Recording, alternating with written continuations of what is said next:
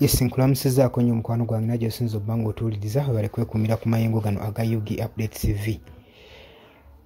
Ekitongole ekya South African Development Community saako ne East African Community byegasse bisobole okuba nga baddamu okutuuza summit mulundi omulala basobole okuba nga badissolvinga conflict ezigenda mu maaso mu Democratic Republic of Congo naddala eyo mu buvanjuba naddala mu Northern Kivu gwe mukwano gwange ali yampuliriza.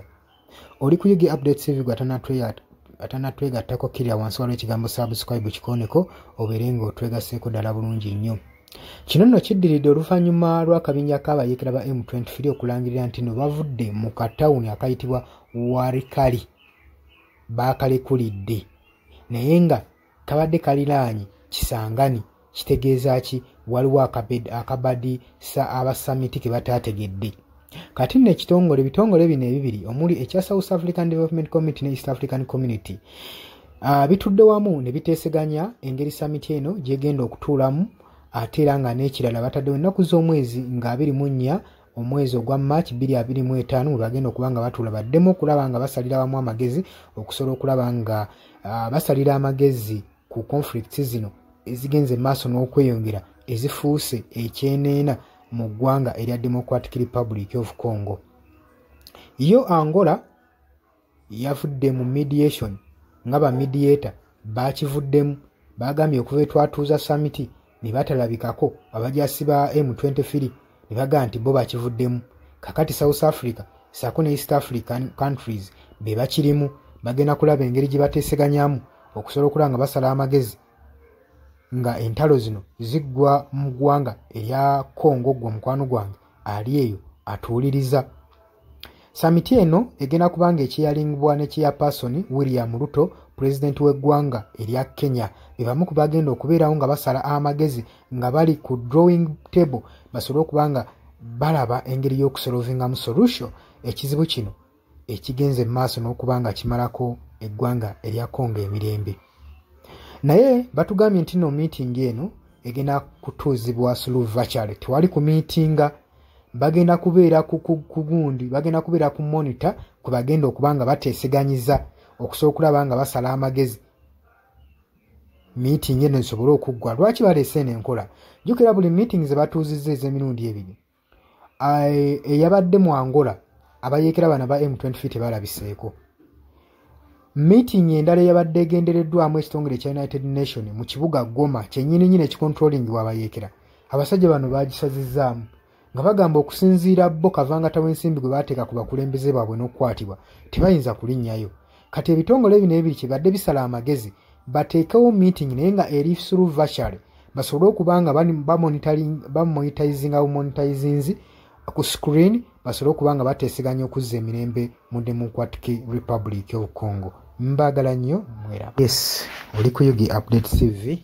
kusinzira okuba nga otuuliza gwe mukwano gwange yenna ali eyo. Gwe nagambye agala okweyunga ku channel eno kirira wansi waliwo ekigambo subscribe kikoneko okoonene mukadde temwerabirako na mukadde kubanga akadde ako mukwano gwange gakuyambako nnyo okuleetera notification message bwe waba nga waliwo information yonna gye tutaddeko. Ate buli wo subscribing obeera otufollowinze kitegeeza buli kimu kye tunaateekako ojja kuba nga okifuna gwe mukwano gwange. Leka okipingwe ng'oli updated ku buli kimu ekigenda mu maaso mu ggwanga gwali yampuliriza. Abali mu Qatar, Oman, Dubai, Saudi Arabia, abali e Dubai, abali mu US, abali mu UK, abali e Canada, abali mu South Africa, nammwe abali mu Ndwana Kenya, nalekaani menyani, nammwe abali mu Asia matumiddeko nnyo mwe bali kwekumira ku Yugi Update TV mwe mbeezezzaawo amayengo gano aga Yugi Update TV. Mikwano gyange sola beebaza kinnoomu wabula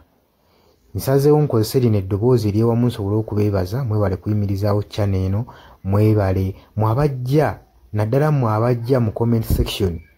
ne mukomentinga ne muteekako endowooza yammwe ne mutangaaza bannayuganda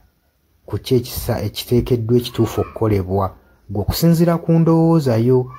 So muna batajjangako mu comment section mbakubiriza okujja mu comment section muteekeko ebirowoozo byammwe mutangaaze eggwanga ku biki byaba bagenze mu bukyamu ne bikolebwa mu bukyamu eri bannayuganda.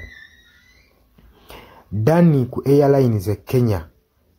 nawe nkutumiddeko ennyo naye jangu mu comment section oteese toteekako buteesi linnya lyo mujje mu comment section mwe abasharinga aba likinga namwe abasubscribinga mwe muyimirizaawo amayengo ga channel eyo namba y'essimu gye mbateeredde awo ya noti 726 noti emu 679 eyo enamba ya WhatsApp eri mu kimyufu ye namba gy'ogenda oyita kuba gy'osobola okuyitako gwe mukwano gwange ayagala okulanga wamu naffe ng'alina bizinensi yo ng'ogyagala tugikulangire nga wandyetaaza ogikulangira eyo namba gy'oba oyitako ku WhatsApp osobole okubanga naye bizinensi yo gikuba abantu tugikulangire gwe mukwano gwange ali eyo ampuliriza nengenda maaso n'okulabula abantu ku biki ebigenda maaso mu ggwanga naddala nga akalulu kano aka 2026 katuukuse kengedde kati buli muntu alina kubeera vigilant olina kubeera bulindaala oleme kutunda mwoyo gwo mukwano gwange waliwo abatunda emyoyo gyabwe olw'M1,500 sukaali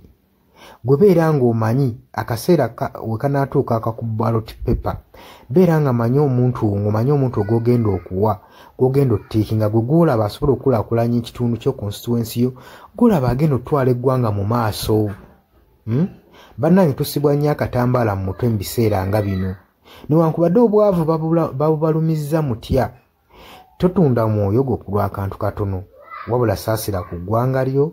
osaasire ne ku zadde lyo osaasire ne ku future weenaabeera lowooza ku by'emu maaso weewaawo abamu muyinza okulowooza ng'ebyo batabakwatako nga tebikwatako naye ensobi yonna yonna ekolebwa eiza relative sengaawo maamawo kojjaawo biyinza otutuuka ng'ekyo ekizibu gwe kyetooloddeko ate olaba ebikwatirako biyinza otutuuka esa ne byetooloola ne bifundikira nga bikkutteko gwe mukwano gwange ali eyo so kyenva nkubiriza baganda bange mwenna abali ku Yugi Update TV ogenda maaso n'okusharinga information eno baganda baffe beebereremu ate era baleme kutunda mwoyo gwa ggwanga babeere nga batambulira ku mazima nga bayimirira ku mazima nga bayimirirawo ku lw'eggwanga lyaffe erijja mu maaso ku lwa future y'abantu baffe n'eggwanga lyaffe mu maaso kubanga buli muntu ekigenda mu maaso kati akiraba gw'atalaba kigenda mu maaso nkakasa obeera muzibe ate era ne muzibe naye alina byawulira ebimukyemula omutima kati n'amanya nti no mu ggwanga mulimu kino so nkubiriza buli omu obeere lalabayi wa munno osobole okubanga oli kalabaalaba w'oyo